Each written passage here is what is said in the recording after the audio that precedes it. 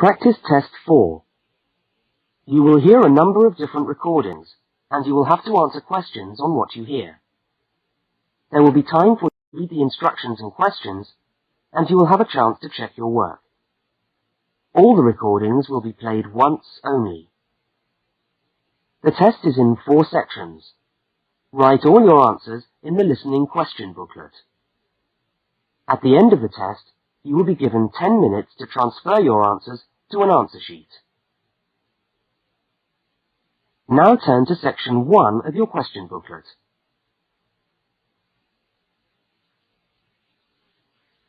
Section 1. 2 students meet on the university campus. They start a conversation together. First, look at questions 1 to 5. For each of the questions, 4 alternatives are given. Decide which of the alternatives, A, B, C, or D, best fits what you hear on the tape, and circle the appropriate letter.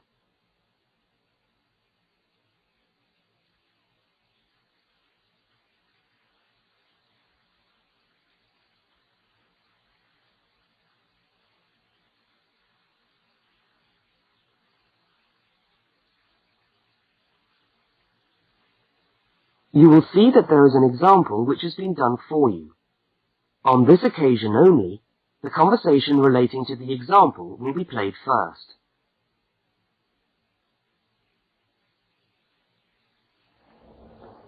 Excuse me, can you help me? I was looking for the main hall. No, maybe I can, actually. I'm looking for the main hall, too. I think it's in the administration building. Are you a new student? Yeah, I am. The man says he's looking for the main hall too. So A has been circled. Now we shall begin. You should answer the questions as you listen, because you will not hear the recording a second time. Now listen carefully to the first conversation and answer questions 1 to 5.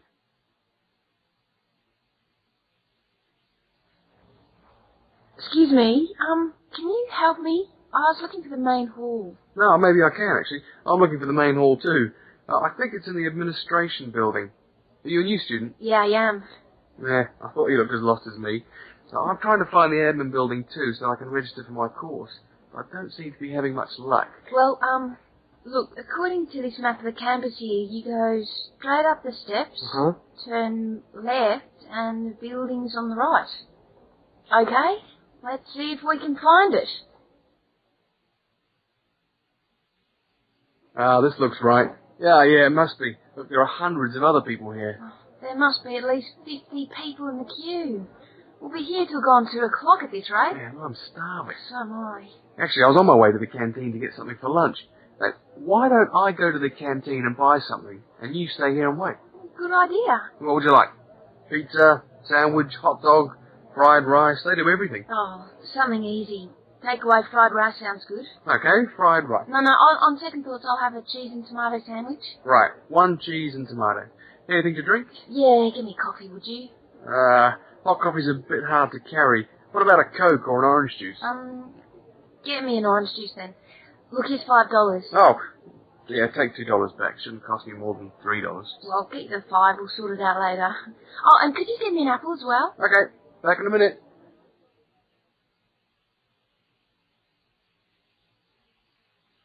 The woman speaks to the clerk about registering at university. Look at questions 6 to 10.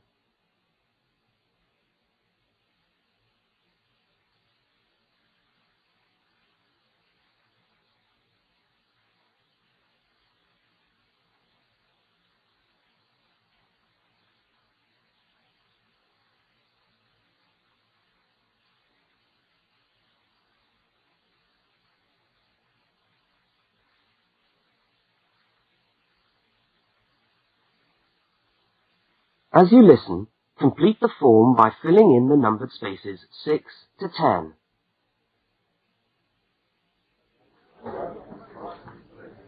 Oh, hello. I'm here to register for the first year law course. Oh, I'll just have to fill out this form for our records. What's your name? Julia Perkins. Can you spell that for me? Yeah, that's Juliaperkins.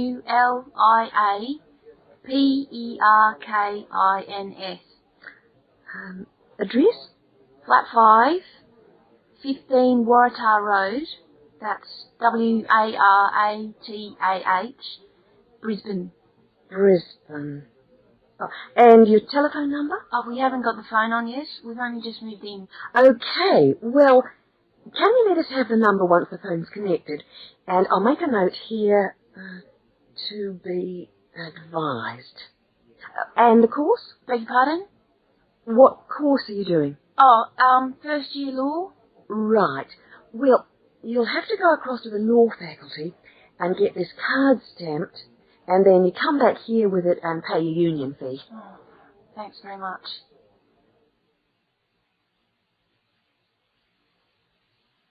The man and the woman meet up again. Look at questions 11 and 12 and circle the correct answer.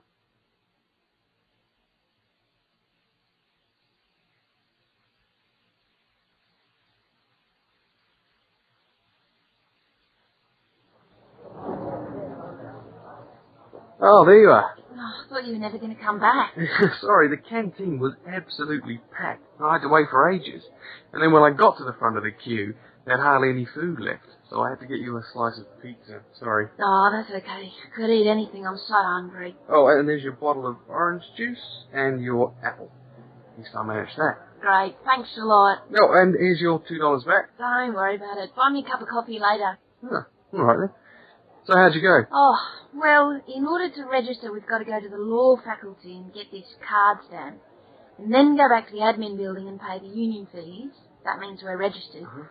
After that, we have to go to the notice board to find out about lectures, and then we have to put our names down for tutorial groups and go to the library. Oh, no, great. Well, first let's sit down and have our lunch, eh?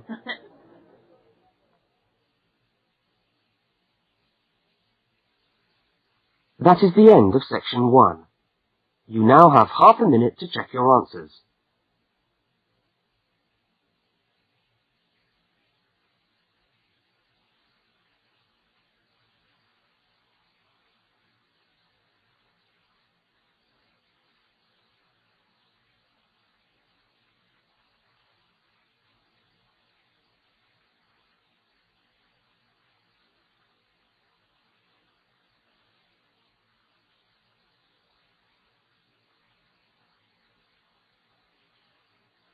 Now turn to section 2.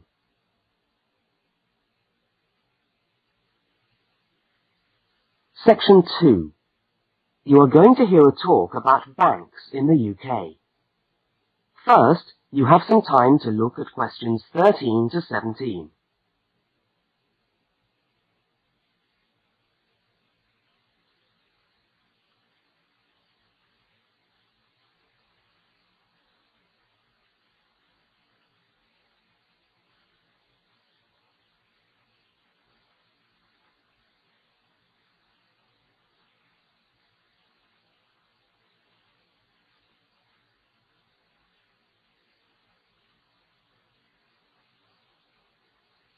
Now listen to the talk and complete the notes by filling in the numbered spaces 13 to 17.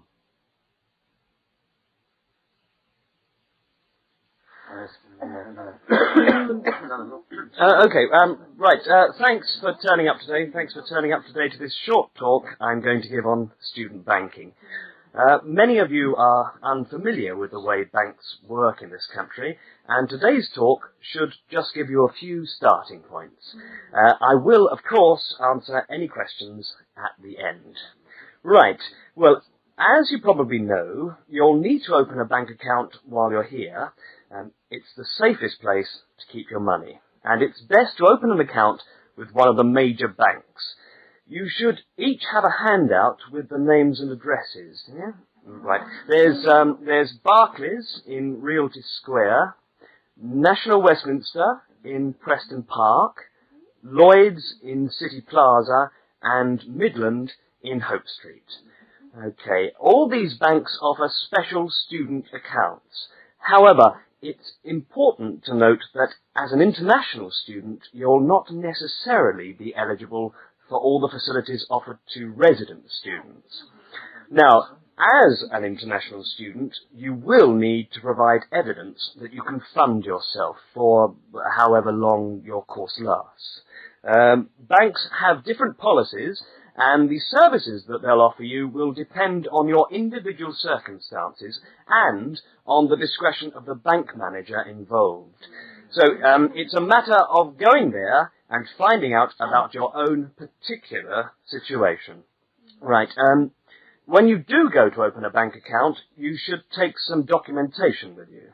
I've already mentioned that you must be able to support yourself.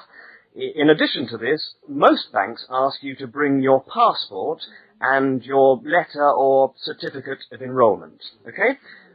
Now, by far the most useful type of account to open is a current account. When you do this, you will actually get what is called a student account, which is a current account with special concessions for students. When you open the account, the bank will give you a checkbook, and you can use this to draw money out as you need it. If you need to write checks in shops, you'll also need a check card. This is really an identity card, which guarantees that correctly written checks up to the value stated on the card will be honoured by the bank. Okay? Everybody with me?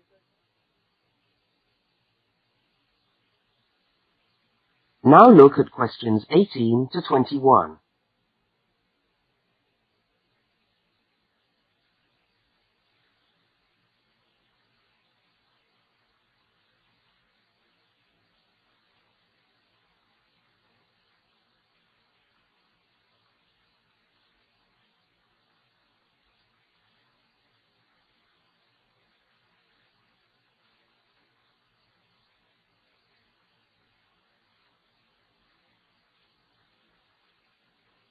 As you listen to the rest of the talk, complete the rest of the notes in the spaces numbered 18 to 21.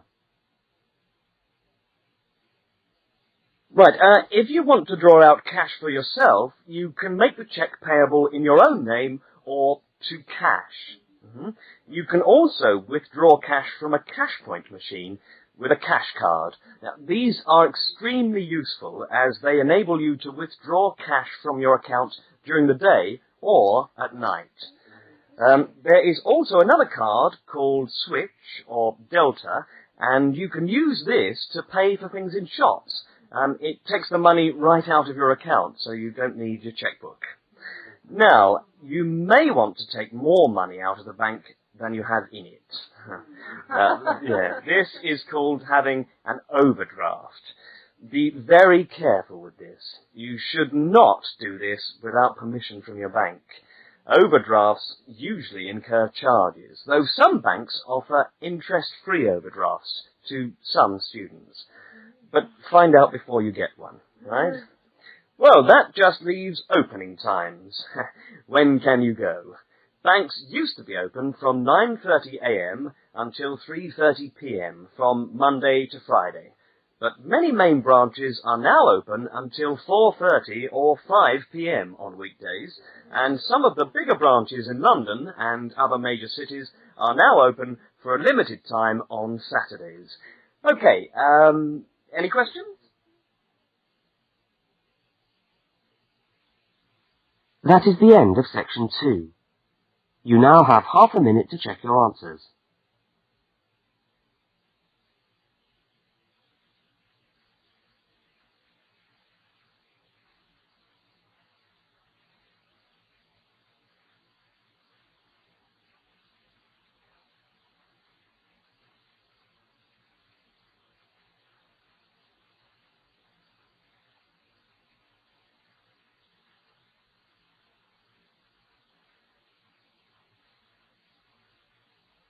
Now turn to section 3.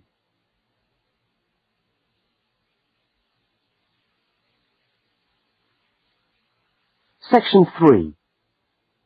Two students, Dawn and Ilmar, are discussing a project that they are working on together. First, you have some time to look at questions 22 to 25.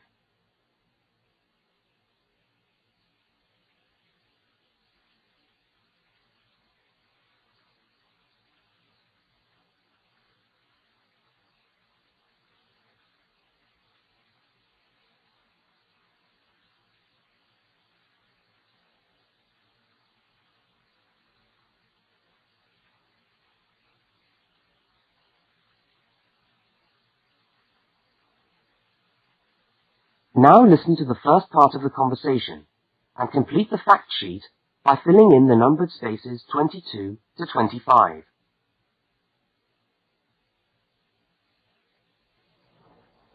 Hi, Dawn. Oh, hi, Omar. I'm glad I've bumped into you. I've just found a great idea for the presentation we've got to do for Dr. Banks next month. What, the one on everyday objects? Yes, look at this article. It's really interesting. The aluminium Coke can? You know, Coca-Cola cans, soft drink cans. Look, let's sit down here. Have you got a minute? Sure. I'll just get my bag. Okay. So, you think we can get a presentation out of this article? I'm sure we can. First of all, we can provide some interesting facts about the aluminium cans that we drink out of every day. Like? Well, here it says that in the US they produce 300 million aluminium drink cans each day. Wow! 300 million? Exactly. That's an enormous number. It says here, outstrips the production of nails or paper clips. And they say that the manufacturers of these cans exercise as much attention and precision in producing them as aircraft manufacturers do when they make the wing of an aircraft. Really? Let's have a look. They're trying to produce the perfect can, as thin but as strong as possible. This bit's interesting.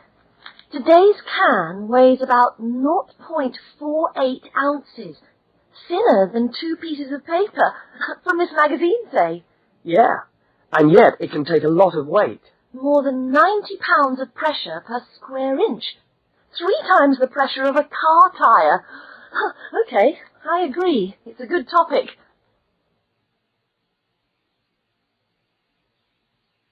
Now look at the diagram of the aluminium can, and at questions 26 to 31.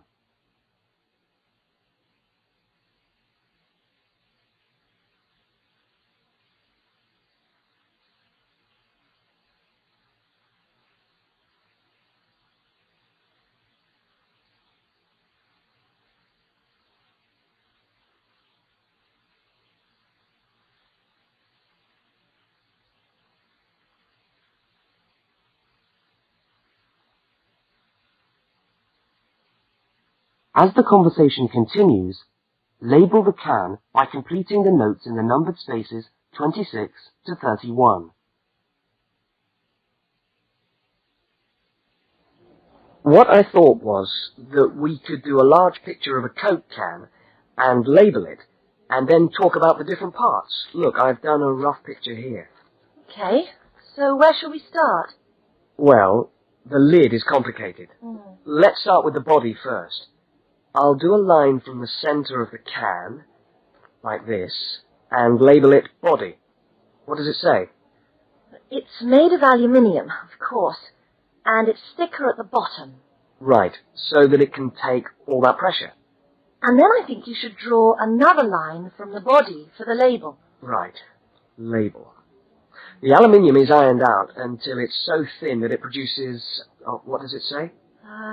A reflective surface suitable for decoration. That's right. Apparently it helps advertisers too. Yes, because it's so attractively decorated. Good. And then there's the base. Yes, it says the bottom of the can is shaped like a dome so that it can resist the internal pressure. That's interesting. I didn't know that. Nor did I. Okay, so going up to the lid, there are several things we can label here.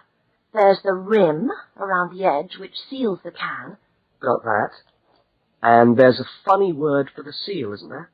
Yes, it's a flange. What does it say about it? Well, the can's filled with Coke or whatever, and after that the top of the can is trimmed and then bent over to secure the lid. That's right. It looks like a seam. We could even do a blow-up of it, like this. F-L-A-N-G-E.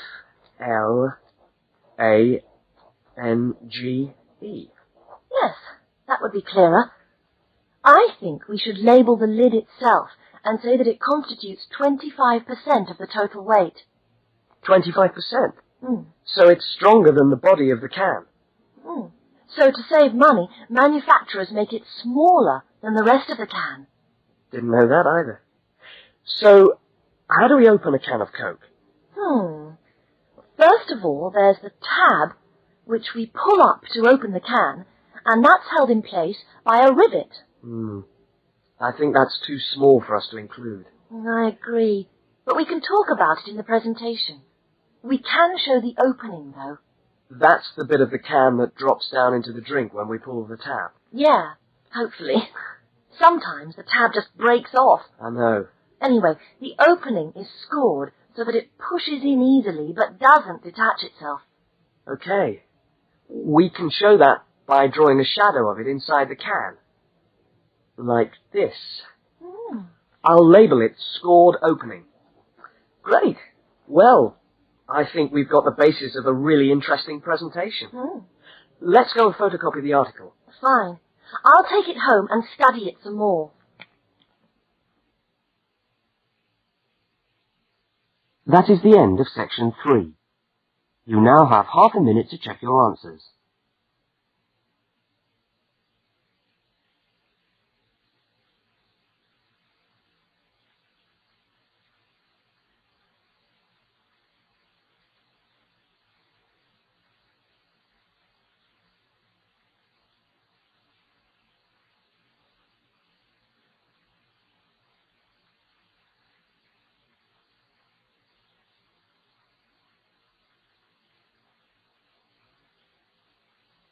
Now turn to section 4.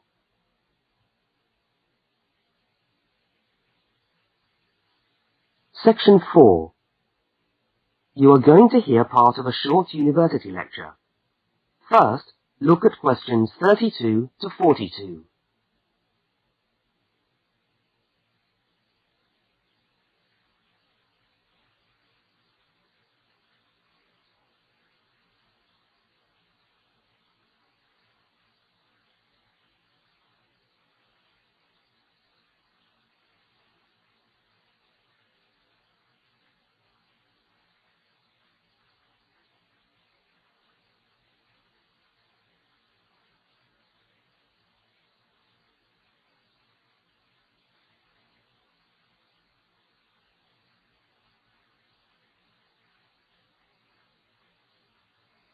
Now listen and complete the lecture notes in the spaces numbered 32 to 42.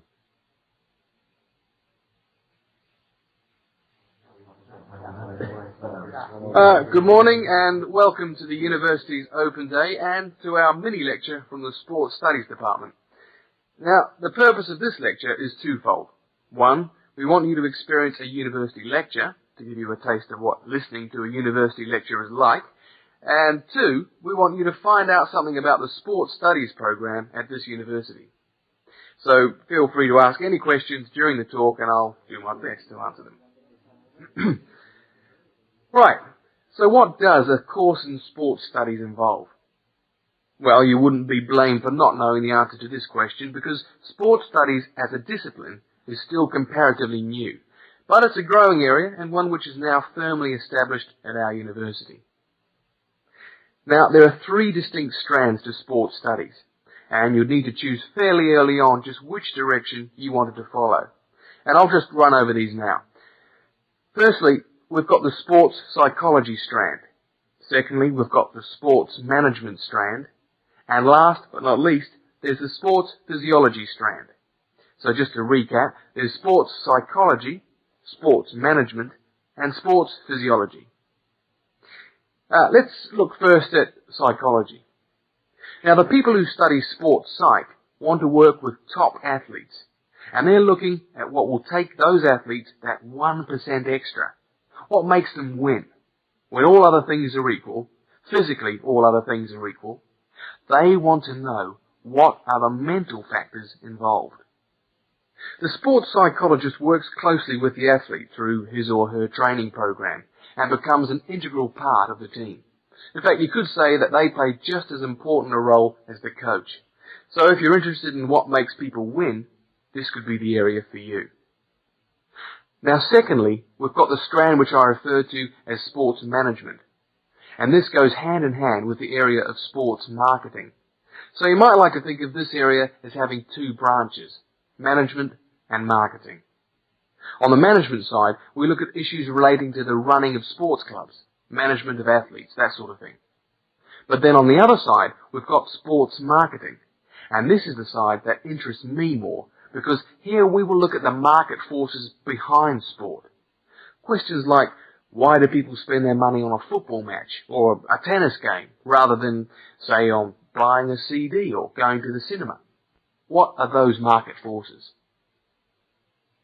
Sport used to just compete with sport. Nowadays, it competes with other leisure activities. The spectators go to sport to be entertained rather than out of loyalty to a team. They want to have an evening out, and they don't want the cheap seats anymore. They want good seats. They want entertainment. And the professional sportsmen and women respond to this without question. They are there to give a performance. They provide the entertainment. So in the marketing course, we address all these commercial issues, and we look at how this hooks back into the management of sport. Now, the third branch of sports studies sometimes comes under another name, and is also known as exercise science. And again here, we find that there are two distinct types of exercise science. The first is working very much at the macro level, what I call the huffing and puffing people. So this looks at fitness testing, body measurements, all that sort of thing. But the more interesting side of sports physiology, at least in my view, is the side that looks at the micro level, looking at cellular change. They're doing cellular research, looking at changes in body cells when the body is under stress. So that just about brings us to the end of our mini lecture for today. I hope you found it interesting, and I look forward to seeing you all on our course next year. But feel free to come and talk to me if you want any more information. I'll be over at that notice board near the main entrance. Thank you very much.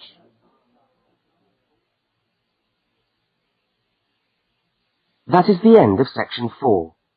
You now have half a minute to check your answers.